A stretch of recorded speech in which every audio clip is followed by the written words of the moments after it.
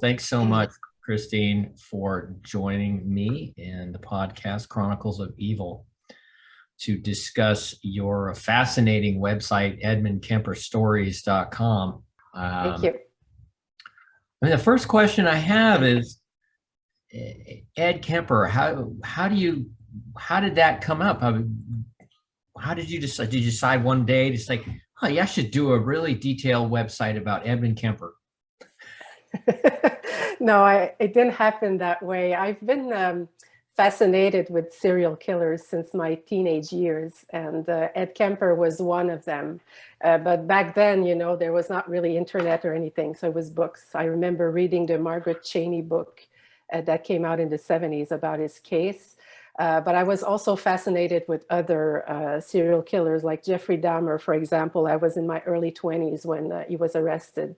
And I was just really fascinated with both Kemper and Dahmer, with the extreme violence of their crimes and going to dismemberment and eating body parts and really going to the extreme of what you can do, bad things that you can do to other people. And in 2017, when Mindhunter, the series on Netflix, started playing, I sort of rediscovered Kemper that I had a bit forgotten, or it was in the back of my mind. So I got interested in his story again. And now there was internet, there was many books and documentaries and all sorts of things about him. So I got to rediscover his story in a way. And in parallel, I was also following a website that's called cielodrive.com about the Manson case, the Charles Manson case. And I thought it was very well done. It's very informative, very complete. There are a lot of protagonists in that story, and it's very well done as a documentary style website. And I thought, you know what, if I'm going to do something about Kemper, I would like it to be that way, not a groupie thing, because I'm not a groupie of Kemper. I'm not attracted to him in any way. It's really his story, his case that fascinates me. And yeah, so like I was saying, I was very fascinated with the Manson website, cielodrive.com. So I decided, at some point I was reading books and watching Mindhunter and going on other people's websites or Facebook pages about Kemper. And I thought there was a lot of falsities and rumors that were spread around. And I decided to create this blog mostly to try to put the truth out there about his story. And that's how it started. I started a page on Tumblr at first, and it was banned at some point in early 2019 because they were banning everything that was related to killers. And it was very frustrating because I lost everything that I had created and I didn't really have a backup. So I decided to be totally independent and start my website, edmundkemperstories.com, and have an Instagram page to reach out to audiences to find the website. So that's how really it started. It was more to provide information about the case. So were you always a fan of true crime? I think so, yeah. My mother was a fan of true crime. She watched a lot of films. She had a lot of books about it. And I sort of got interested through her being interested. So yeah, but specifically serial killers, that came more in my teenage years, my early 20s. When they caught Jeffrey Dahmer, I think that was like a turning point for me. It was like a current serial killer, if I can say. It was absolutely disgusting, his crimes, and he was on TV all the time. It was almost like a TV show at some point, when he was having his trial and everything. I remember the interview that he did with his father on American television. I don't remember which show. I think it was Inside Edition, something like that. I remember watching that and being just fascinated. So why does someone do these horrible things to other human beings? I have people around me who absolutely refuse to even think of those things. They don't want to think about the dark side of human nature. But for me, it's interesting. I want to try to understand. I want to try to figure out why people act this way. I've had in my family people who've been in and out of prison for, not for murder, for drug-related crimes or money related crimes. But the prison system here in Quebec, that's something that I've sort of gotten to know a little bit through those stories in my family. So maybe because I have people in my family that were criminals, maybe that got me interested as well, to try to know more about what makes you do these things. Why Edmund Kemper? I mean, you're creating an entire website, edmundkemperstories.com. Yeah. Why Edmund Kemper? I think it's like I wrote a text for a book that was published about Ed Kemper. It's Conversations with a Serial Killer by Derry Matera. He asked me to write an essay that appears at the end of the book, because he used a lot of my website to write his book. And in that, I tried to explain it basically. But I think that Kemper's crimes embody everything that I fear as a woman, and he's a killer of women. He has mutilated women's bodies, including his mother. And to me, maybe it's a way to try to understand and to try to release my own demons through his demons, is my monsters through his monsters. Maybe it's a way to explain it. I don't have a super rational explanation. I think there's always a bit of part of irrational when you're fascinated with something. But to me, it's the basic use of my websites, try to understand what happened, the events, but also what was going on in his mind while he was committing these crimes. And, there's a lot of literature about that. And I've been, researching it for many years now, trying to understand why he did what he did, and maybe I'm less fearful if I understand a bit better what he's done, Well, it makes sense to me. We look at these kind of people, and they're people. Yeah. They're not, they're people just like we are, only, they've done horrible things, and so horrible that it's just this strange, it's so far off to the other side of the average human behavior. It makes complete sense to me that you want to somehow understand it, and it's just in and of itself, it's quite fascinating. Yeah. Well, he's been labeled a monster, and all his life, since he's been in prison, that was his difficulty in his relationship with the media, is these names that he's been, identified as, monster being the main one. And Kemper always had a difficulty with that, saying, I'm a person, I've done horrible things, but still I'm a person.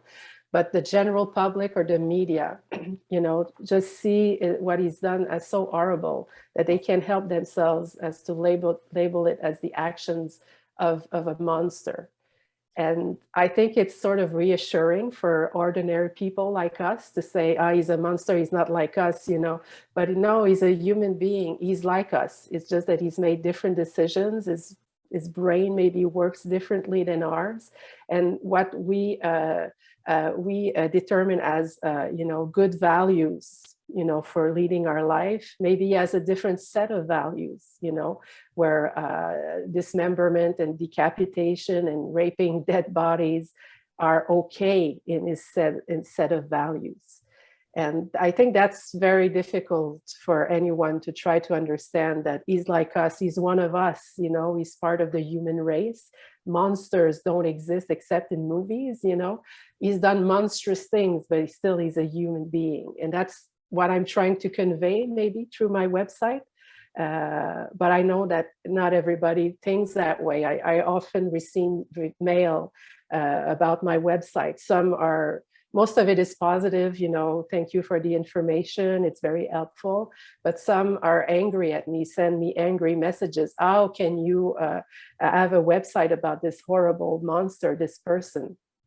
And I always reply, it's not a fan page, like, oh, he's so cute. And, there's some of that going on Facebook pages, for example. Like, you have these groupies that are in love with Kemper, and they would get in the car and they would sleep with him. But my website is not about that at all. it's trying to be serious about this topic and trying to be informative and document the case with the information that's available out there. So I always try to push that to these people who write to me angry messages, but at the same time, I understand where they're coming from. And I always try to give a good space also to his victims, Kemper's victims. And like I said on the website, our heart is always with Kemper's victims. It's not with Kemper, it's with the victims.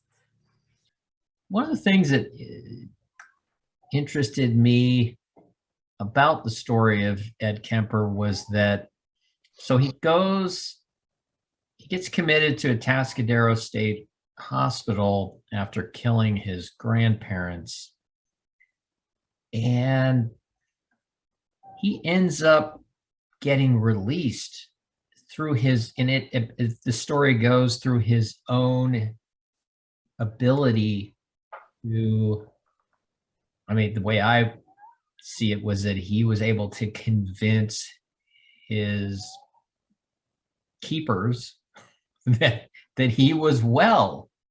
Is that your understanding?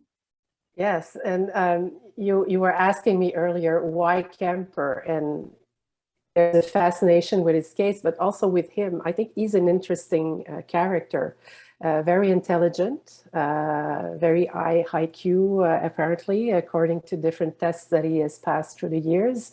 And I think he was a very good actor too, probably, you know. He was very young when he got there. He was 15 years old, much younger than the rest of the population of Atascadero, were all adults, rapists, criminals of all sorts.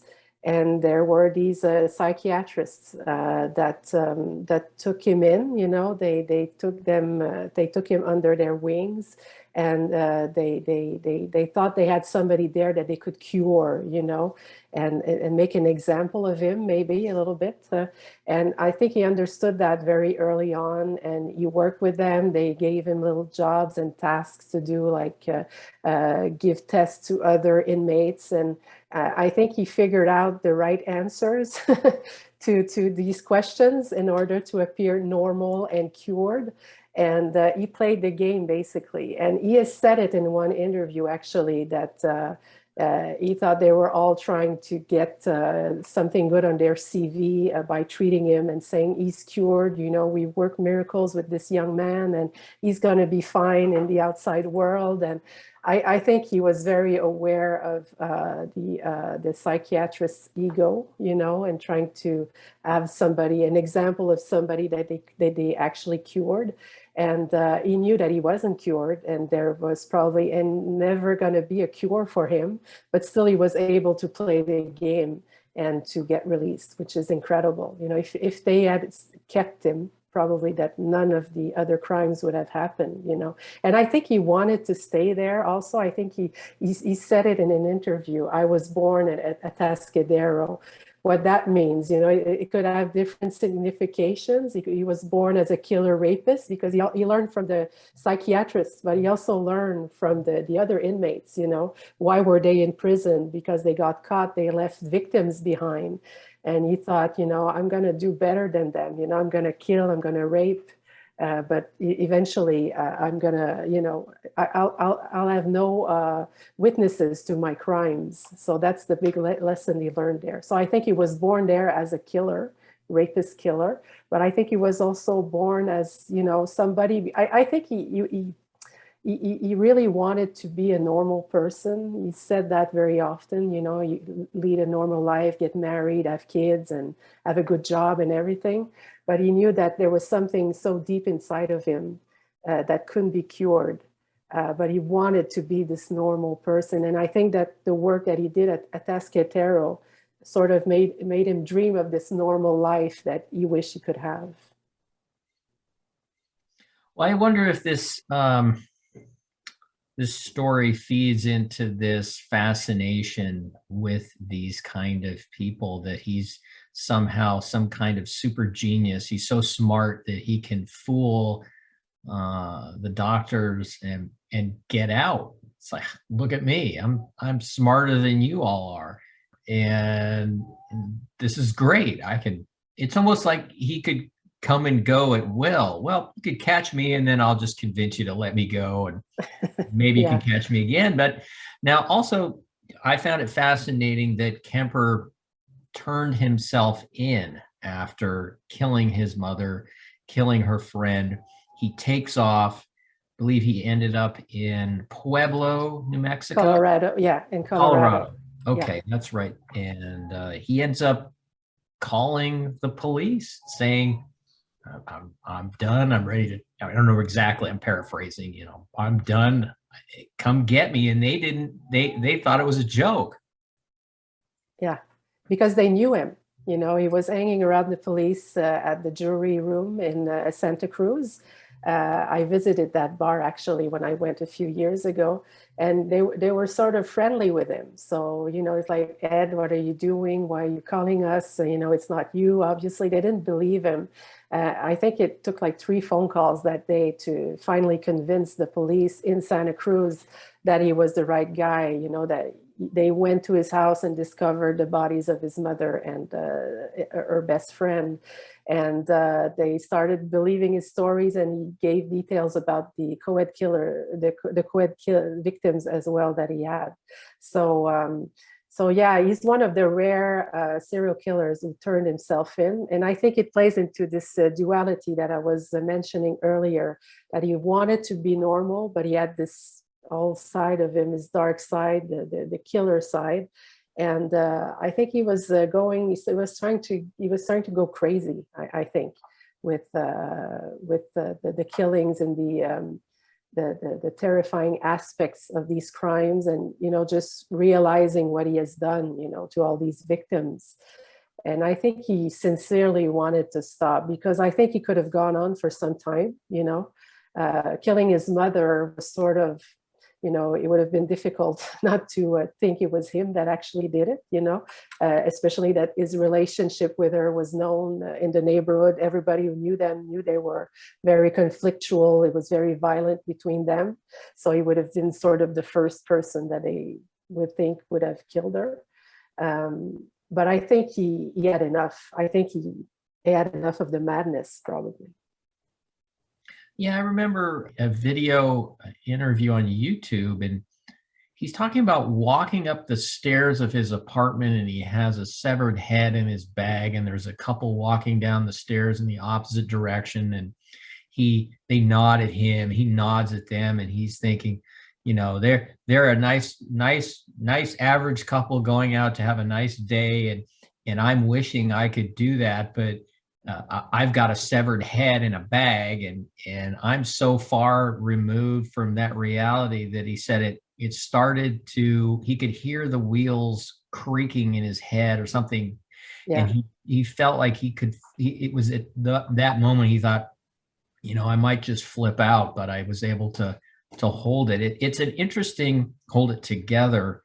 It's an interesting, you read some of the literature or you watch media about these people, and it almost makes it sound as if they live in a different reality completely, that they have no concept of what they're doing. And yet Kemper, I get the impression he does know that he's deranged. He knows that. And that there's some part of him, like you were just saying, that he just wants it to end because it's driving him insane. Yeah. From his childhood, I think he said he started to be troubled around the age of 8 or 9, if I remember correctly from interviews that he has given. That all this dark fantasies, this dark side of his life or his mind started at a very young age. Caused by the abandonment from his father, and also living with his mother that was constantly belittling him and humiliating him. I'm sorry, my main language is French.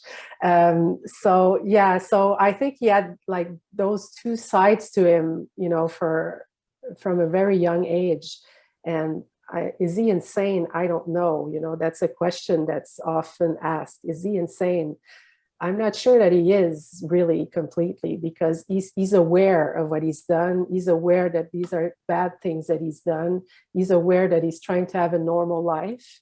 So to me, it's just two things, that cohabit in him. I'm not sure that he has a split personality. I don't think it's anything like that. That he tried to push during his trial, actually, that there were two people living inside of him.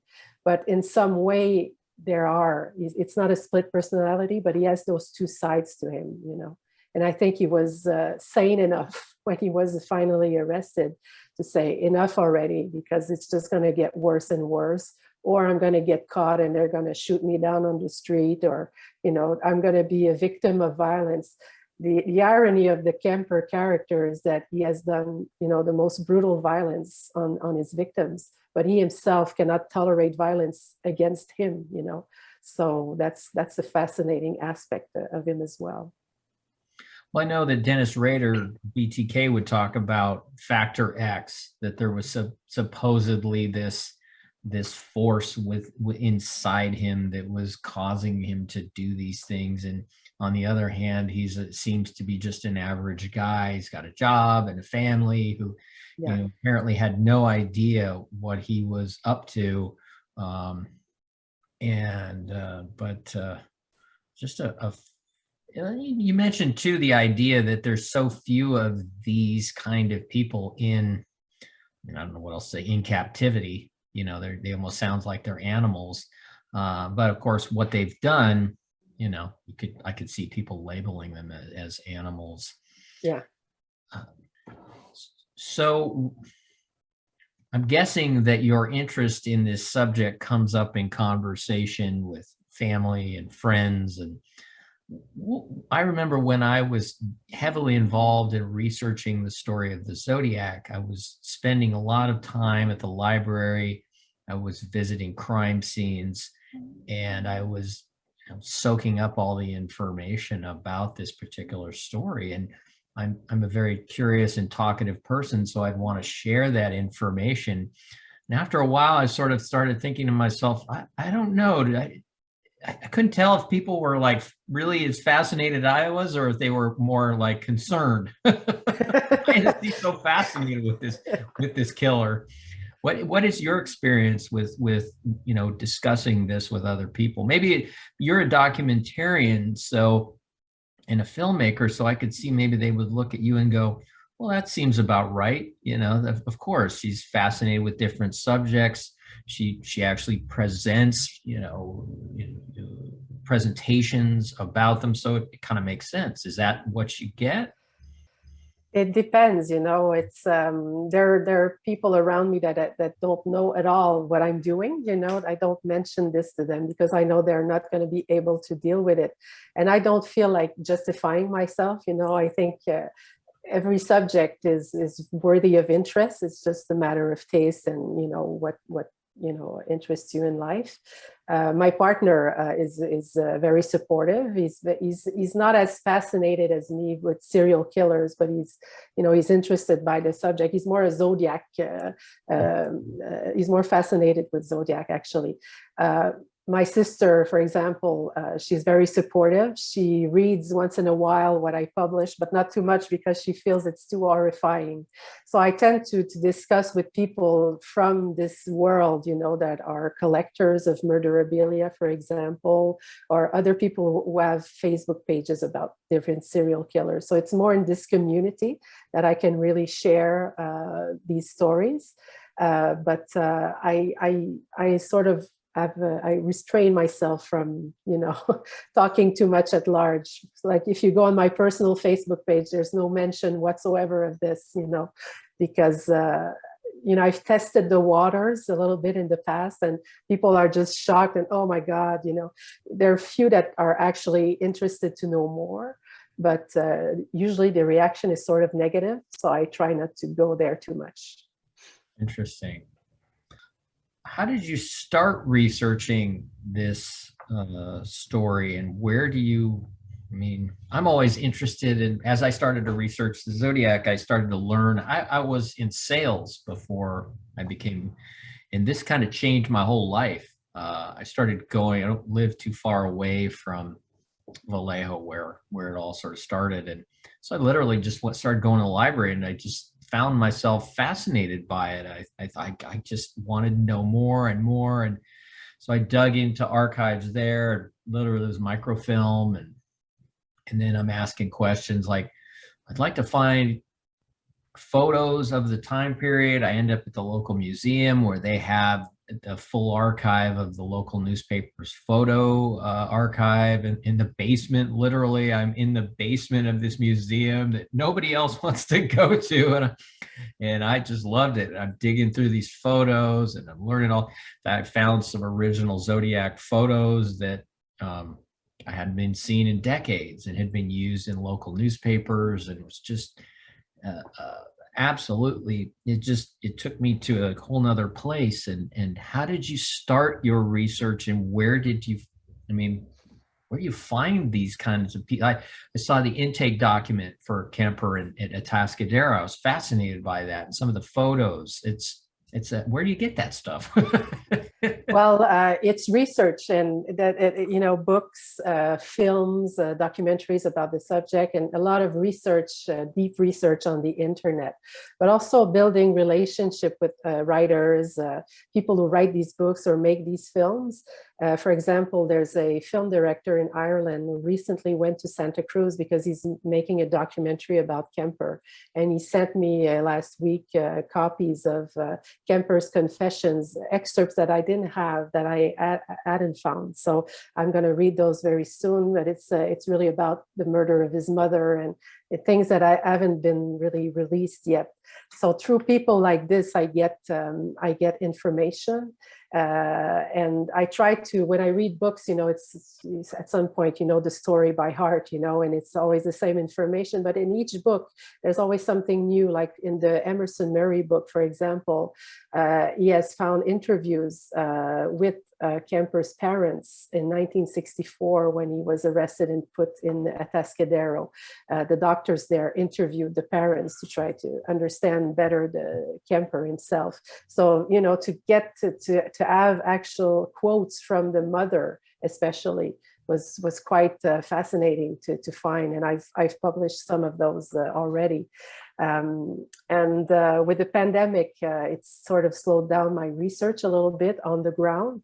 I've been to Santa Cruz in 2018. I was there for a vacation, but also to research a little bit. And with my partner, we went around, we went to the jury room, we went to the court, we went to his house where he killed his mother, we went to the university. So, and since then, I've gathered more addresses, more places, more locations where he dumped body parts, for example, or where he killed his grandparents, and gathered all these information. And I hope this summer to go again to Santa Cruz to further my research.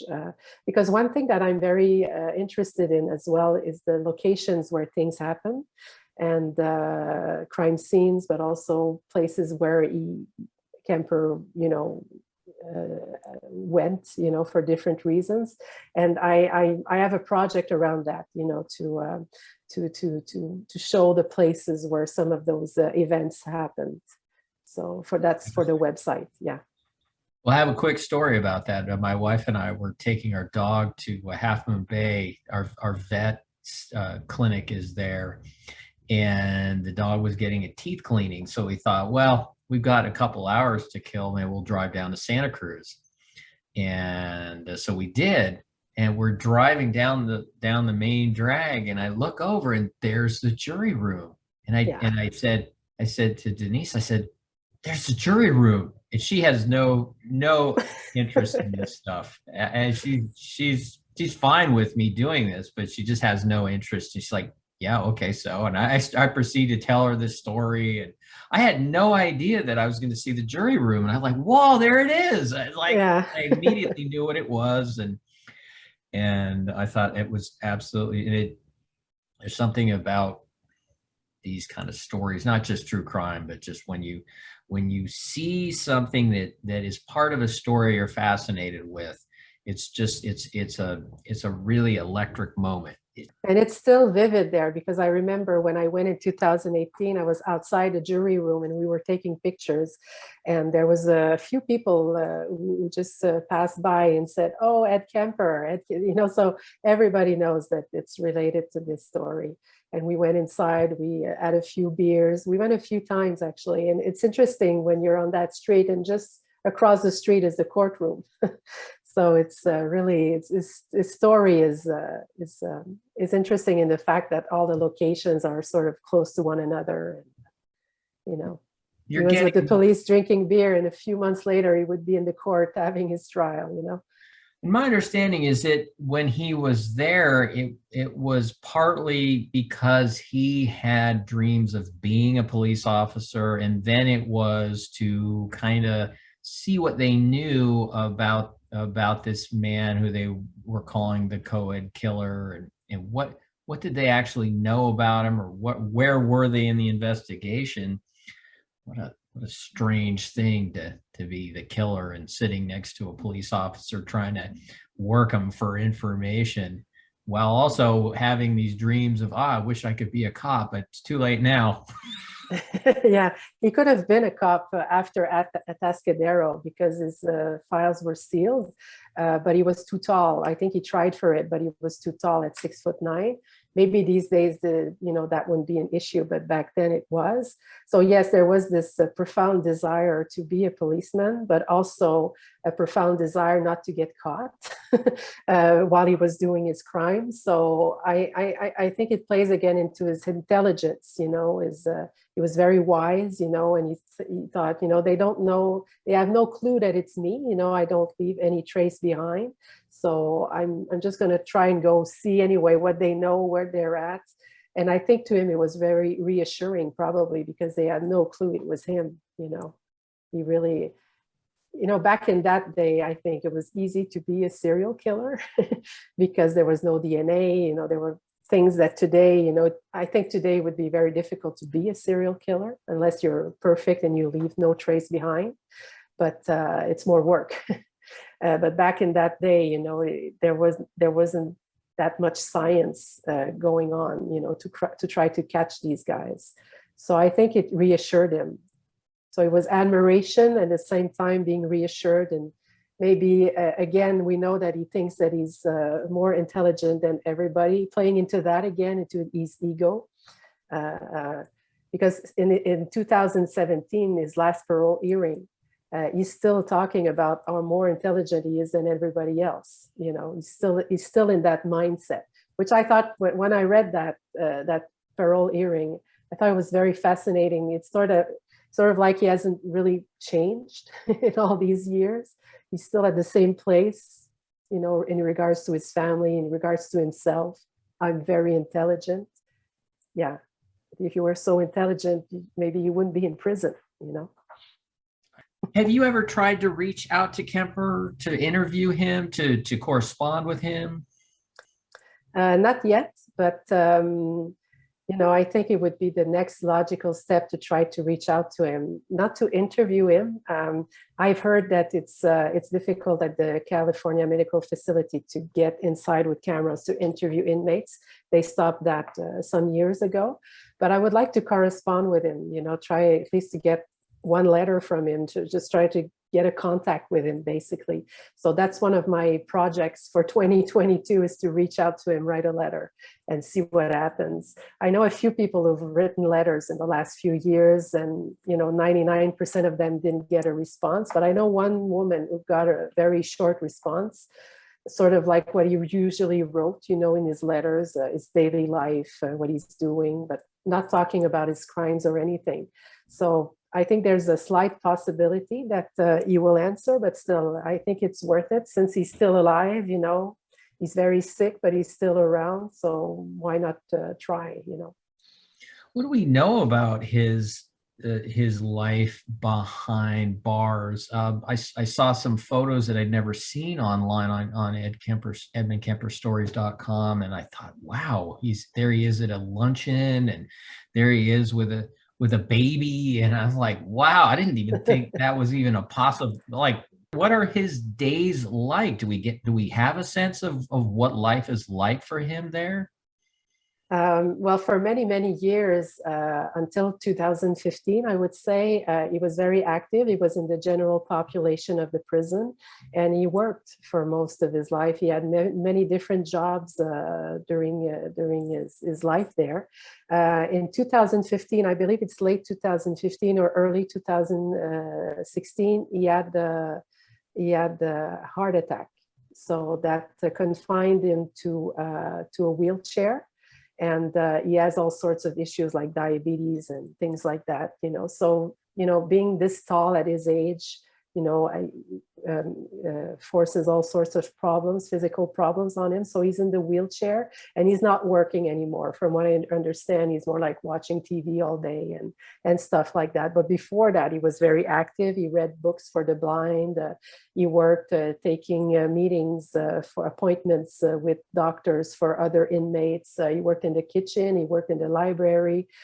He taught computer science to other inmates. So he was quite active, actually, and he said it in one of his interviews. I'm doing time, but I'm trying to have a life as well, not just sit down in my cell and do nothing. So he was trying to do positive things while he was younger, actually. So that's. I try to highlight those things on my website as well. I call those positive actions, things that he has done that have been positive. But as to becoming a better person, and trying to be cured from his illnesses, I don't think he has much changed in that sense. In the parole hearing from 2017, you feel that he still has a grudge towards his grandmother that he killed, and for ice cream, or things that you say, well, get over it at some point, but I think that's his issue, is he couldn't get over it. Every little thing that people would do towards him that he felt were negative, or he couldn't get past those things. It just fueled his anger and in his aggressive behavior.